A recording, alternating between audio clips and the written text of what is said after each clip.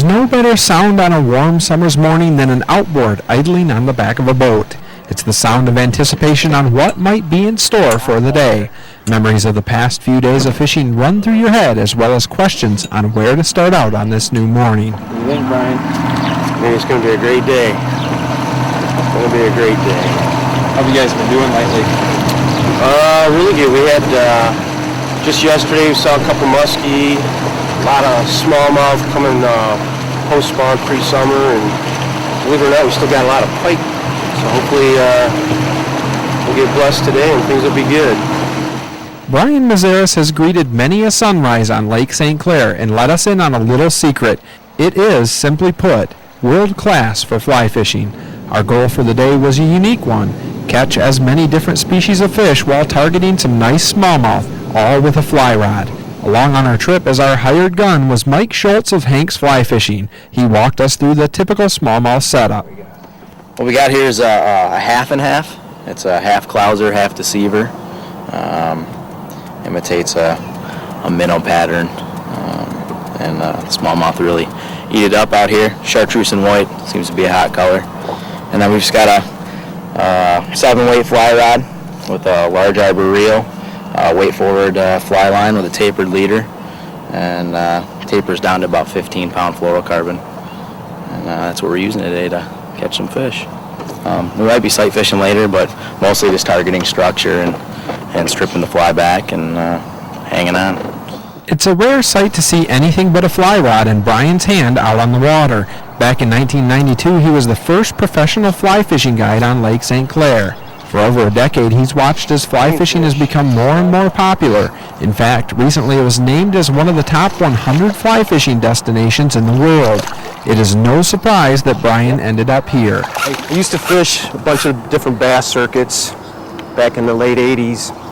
I started guiding in 92, and my passion has always been fly fishing. And we were doing spin fishing for the guiding, and this healthy fish, post spawner.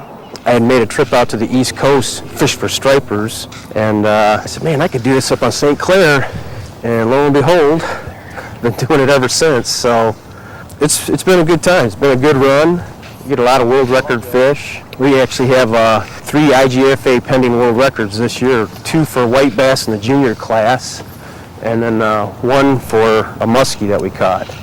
So we'll see how things go.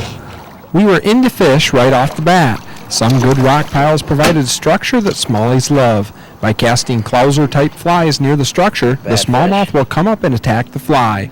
One of the other keys to this type of fishing is the boat. Typical boats sit too low in the water to get into such shallow water. Brian runs a type that's called a bay boat. In short, it's specially designed to get into shallow water like a flats boat, but yet handle the waves that are common to the big lake.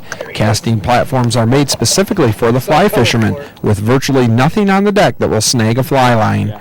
The boat has a distinct advantage to getting out and wading. Anglers are positioned higher over the water, which allows for farther casts, and also a better vantage point for sight fishing. Here it comes, got it!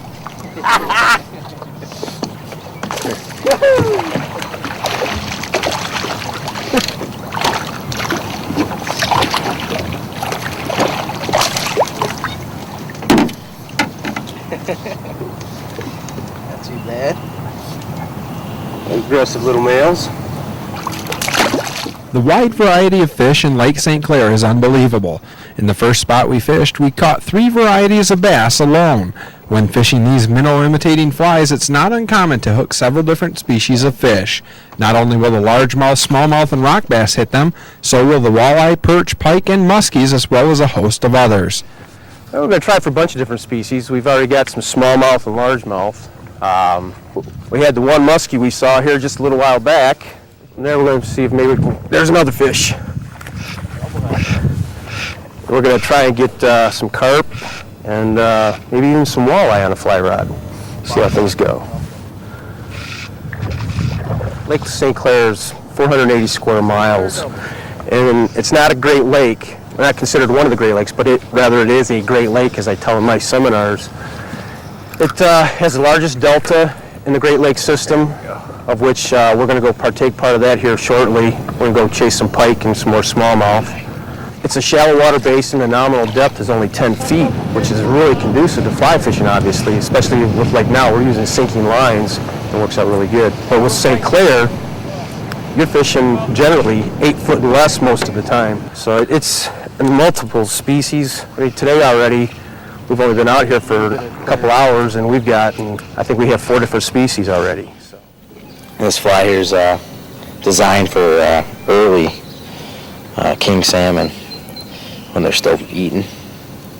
It was designed by a friend of ours and a guide, Kevin Feenstra. Hit a bunch of pike. What we're gonna try for pike today?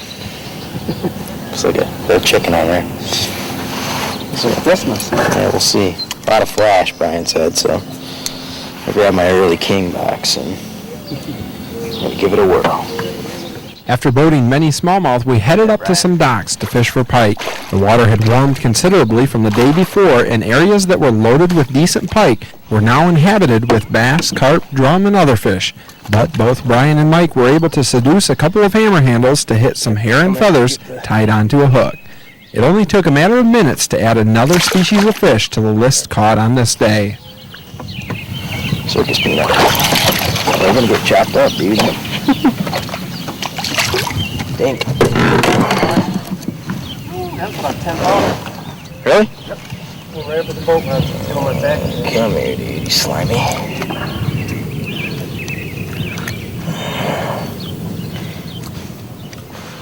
Whale.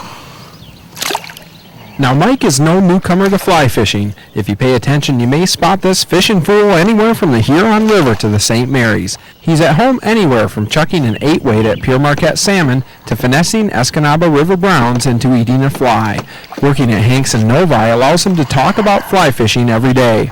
But unlike many people who wish to leave their job to go relax, Mike just heads out fishing. You might say it's job training. Brian is another guy who can claim an exceptionally fun job. He knows his stuff and decided to head to a spot to sight fish smallies. This is fly I call, it's just like, basically it's crystal flash, pink chenille, and some, actually this is marabou. It doesn't look like it right now, but a little cone head on it. For some reason the smallmouth have a love-hate passion with pink. As you saw that last fish, he came out here and he crushed it. It wasn't even on the bed yet. Oh, he just hit it. He just hit it. Did you see him hit it? Sight fishing bedding bronzebacks is about as exciting as it gets. You cast a fly into the dark-colored bed and watch in anticipation as the fish slowly moves back in, and with any luck, picks up the fly to move it off the bed. It requires a good casting ability to hit the mark and not spook the fish. Got him, Brian. Whale. Told you, brother. I told you.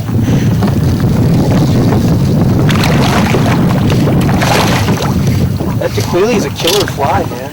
Look at that fish is here. That's a smallie. That's probably close to that range, brother. Is it?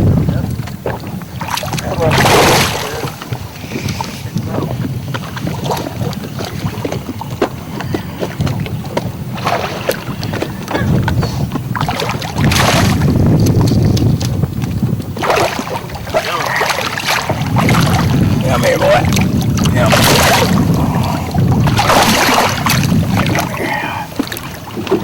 Yeah. Yeah, baby.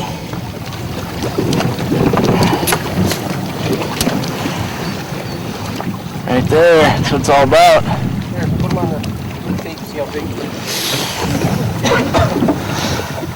19. Yep. And 19. Cool. Just shy. The day started out beautiful and only got better from there. The guys boated about 7 different species and had chances at several others that just didn't hit. A number of good-sized smallmouth were subdued and each one was returned carefully to be caught another day.